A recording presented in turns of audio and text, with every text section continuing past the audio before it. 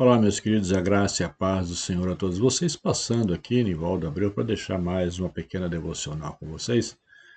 E hoje eu queria falar sobre algo que me chamou a atenção essa semana. Eu estava fazendo, já montando o sermão, o programa Esperança para continuar dessa segunda-feira, que eu queria falar sobre o ladrão da cruz. E ao começar a ler de volta sobre o ladrão da cruz, inclusive um livro que eu tenho aqui, algumas coisas me chamaram a atenção que até então eu não tinha parado para ver ainda, né? E uma das coisas que eu percebi é que Jesus, olhando lá de cima daquela cruz, ele percebeu que todos tinham abandonado, inclusive os seus discípulos, com exceção de João, que você pode ver lá em, se não me engano, é João 19, 25 a 27. Então aqui você vai ver que João estava com Maria, mas os demais haviam fugido. E tanto é verdade isso, queridos, que quando Jesus morre, não tinha discípulos ali para descer o da cruz e para pegar o seu corpo.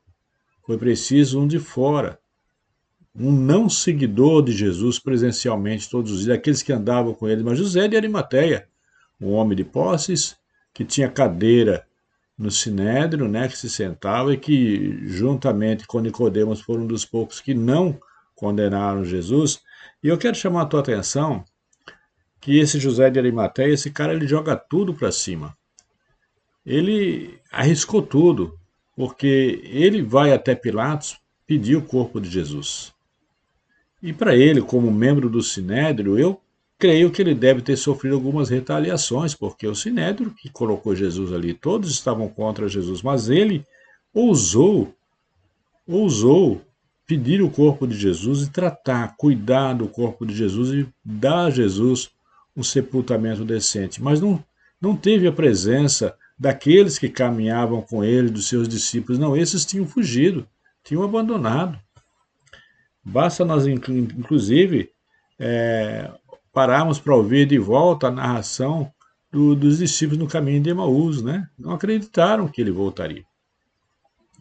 Mas Jesus não estava de todo abandonado, que nesse dia Jesus é abandonado até pelo próprio Pai.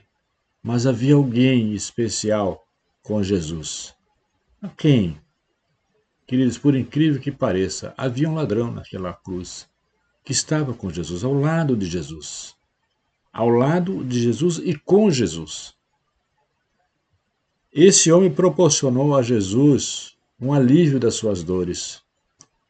Porque esse homem reconhece o rei. Ele reconhece que está diante do rei, ele até reconhece que está diante do Filho de Deus. Mas, além disso, ele reconhece a sua fragilidade, ele reconhece a sua dependência, ele reconhece o seu pecado. E olha que interessante que isso alegra o coração de Deus, porque se tem uma das coisas que alegra o coração do Senhor, é o confessar, é quando você confessa. Porque quando você confessa, você admite os teus erros e você admite a tua dependência dele. Você lembra de quando ele pergunta para Pedro o que dizem que eu sou? E ele diz, as pessoas dizem que tu é isso, tu é aquilo. Ele pergunta, e você? Quem acha que eu sou? E quando Pedro diz, tu és o filho de Deus vivo, olha os elogios que ele lança sobre Pedro. Porque é algo que agrada ao coração do Senhor, esse reconhecimento nosso da sua majestade, de quem ele é realmente. Isso é um reconhecimento, né, da soberania de Deus sobre a nossa vida. Isso é um reconhecimento do sacrifício do Deus Pai e do Deus Filho, né? Por quê? Porque o Pai tem que abrir mão daquilo que é grato a Ele, que é o seu Filho, por amor de nós. E o seu Filho toma uma decisão voluntária de vir aqui por nós. E quando eu digo nós, eu incluo esse ladrão, que nós, os seres humanos, não incluímos. Na nossa religiosidade, esse ladrão não teria a menor possibilidade de estar ali. Afinal de contas, esse cara não frequentou a igreja, esse cara não fez discipulado, esse cara não desceu as águas, não se batizou. Como é que esse cara vai receber agora o perdão do Senhor? E assim de imediato. Porque esse cara, Deus encontrou nesse cara algo interessante, um coração contrito. Um coração que reconheceu a soberania de Deus. Olha que coisa linda. E esse ladrão proporciona para Jesus um momento menos difícil para ele ali. Porque eu imagino Jesus traçando aquele diálogo e dizendo para o pai: Pai, tá vendo? Valeu a pena. Valeu a pena. Jesus começa o seu ministério com os pecadores e termina entre eles, mas termina, né? Termina selando o seu propósito, que era de salvação. Nos últimos momentos de sua vida, ele consegue levar salvação àquele homem. Olha que coisa interessante, queridos. E não foi aqueles que estavam com ele todos os dias, porque por aqueles ele foi abandonado, mas por alguém que o seguia de longe. Que nós hoje, para nós hoje, esses que seguem de longe não têm muito valor para nós não, queridos. Né? Nós, os religiosos de plantão, olhamos essas pessoas com uma certa indiferença. Mas foi essa pessoa que esteve do lado de Jesus, uma dessas pessoas que estiveram com Jesus, foi uma desses seguidores que o seguia de longe, que teve a coragem de tomá-lo no colo quando ele desce daquela cruz, ainda ensanguentado, limpá-lo, né? De prepará-lo para dar a ele um sepultamento digno de um rei. Foi uma dessas pessoas. Não foi um daqueles que estavam lá todos os dias, não. Foi uma dessas pessoas. Isso vem mostrar para nós, queridos, né, a necessidade que nós temos de rever os nossos conceitos em relação ao outro. Precisamos parar de escolher pessoas para amar. Precisamos entender. Todos são importantes diante de Deus. Todos são amáveis diante de Deus. Todos. E eu fico imaginando esse diálogo de Jesus com esse ladrão, né? A alegria de Jesus de saber que ainda ali, naquele momento, ele estava ainda sendo referência e influenciando a vida daquele homem. Porque Jesus influenciou aquele homem. Porque você deve se perguntar como é que esse homem se converteu ali. Eu vou te explicar como é que ele se converteu. Esse homem não teve igreja, esse homem não fez discipulado, não. Mas o maior discipulado dele foi Jesus, a presença de Jesus ali, a atitude de Jesus ali. Esse homem presenciou uma coisa em Jesus. Jesus dizendo para aqueles que o condenaram: Pai, perdoa-os, porque eles não sabem o que fazem. Aquilo marcou o coração daquele ladrão. Quem é esse homem? Esse homem é diferente. Como é que você pode pedir perdão para alguém que está te crucificando? Só alguém muito diferente. E aí ele começa a entender que estava diante de alguém realmente diferente de todos nós. Alguém que era movido pelo amor. Movido pelo amor. Esse era Jesus. E esse continua sendo Jesus a quem nós seguimos. A pergunta é: a que distância você está seguindo Jesus? De que distância?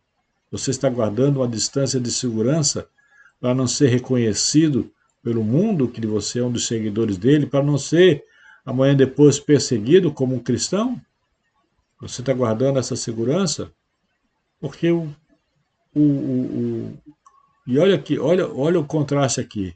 Nem o pecador que estava ali, o ladrão, se preocupou com isso, como também José de Arimateia, um homem de posses, um homem de cargo, né, elevado dentro do Sinédrio, que tinha cadeira, tinha assento dentro do Sinédrio, se preocupou com essa reputação? Não. Ele não se preocupou com o preço a ser pago. Ele se preocupou, sim, em servir esse Jesus que veio para servi-lo. Porque Jesus viveu uma vida de servidão. Jesus viveu para nos servir e continua. E aí, esse ladrão teve uma importância tão grande na vida dele que está lá no conta nos quatro evangélicos. Eu estou falando dele aqui hoje, depois de 2000 anos. Olha a importância que esse homem teve, olha o coração desse homem. É claro que eu posso olhar aqui e fazer um sermão em cima deles sobre os malfeitos que ele fez. E eu faço sermão de 1 hora, 2 horas sobre os malfeitos que ele fez. Mas não vai trazer nenhum resultado. Agora, quando eu olho para esse homem da forma que Jesus olhou, aí é diferente, aí eu começo a ver coisas, aí eu começo a ver qualidades.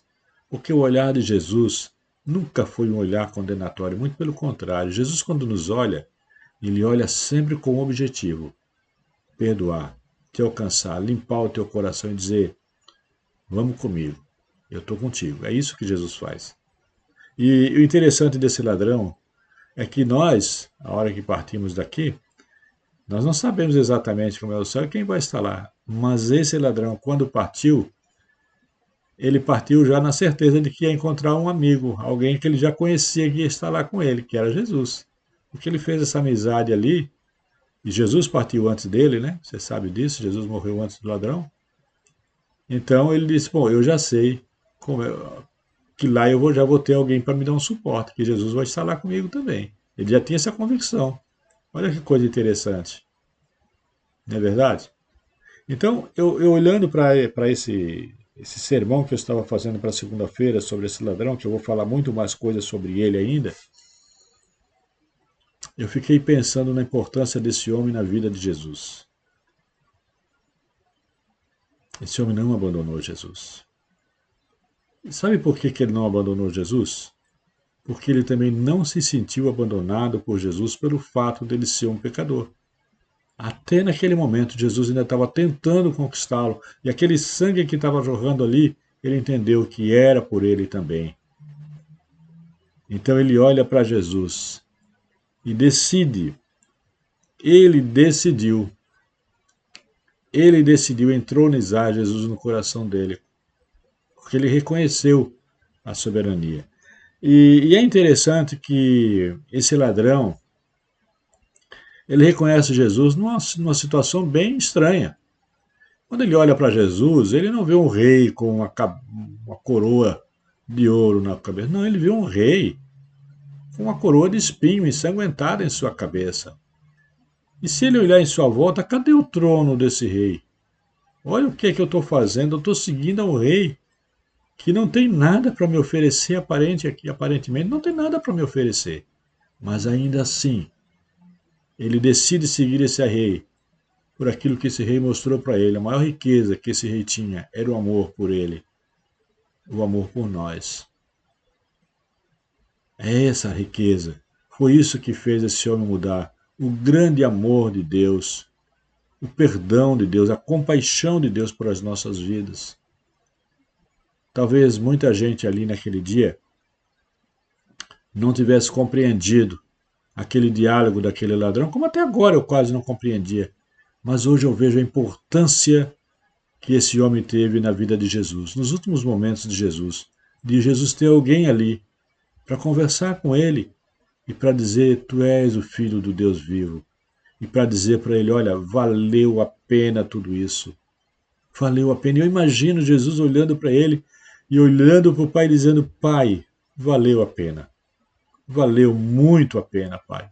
Valeu muito a pena. Olha só o que está acontecendo aqui.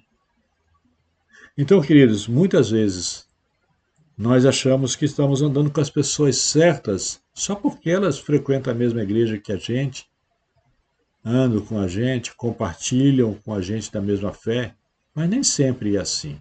Porque se você olhar, Jesus não beijou Judas, mas amou Judas. Mas Judas beijou Jesus e o traiu na calada da noite. Cuidado, cuidado que tem muita gente beijando você de dia, mas traindo você durante a noite, abandonando você nas trevas.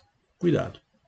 Que Deus possa te abençoar, que essa palavra possa falar com você, que você reflita e que você entenda que não há pecado que possa te separar de Jesus. Não.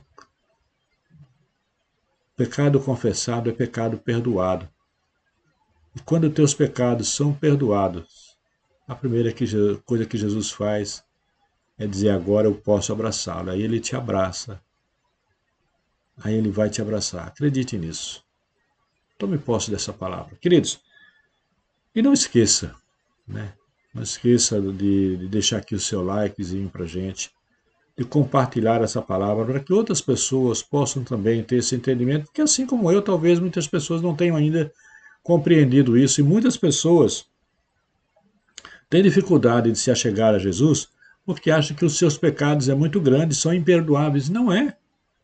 Não existe isso para Jesus. O amor de Jesus, ele está acima de todas as coisas. Jesus sempre ficou com o lado mais difícil. Sabe por quê? O diabo ele só quer te sujar, mas Jesus quer te limpar. Agora, o que é que dá mais trabalho? Por exemplo, se você estiver com a roupa branca e alguém pega um pedaço de carvão, passa em você rapidinho para sujar, mas para tirar esse carvão é difícil, porque vai haver uma resistência dessa sujeira. O pecado resiste à presença do Senhor. Ele vai resistir à presença do Senhor. Então, abra o teu coração para o Senhor nessa tarde. Abra o coração para o Senhor, para que Ele faça essa limpeza, essa faxina geral, e que Ele possa dizer para você, você estará comigo no paraíso, entre bendito do meu Pai. Tome posse dessa herança que o Senhor propôs a você e a mim. Que Deus te abençoe. Então não esqueça de deixar o seu likezinho lá, de se inscrever no canal, de compartilhar para que mais pessoas possam ter acesso a esse conteúdo. Que Deus te abençoe em nome de Jesus.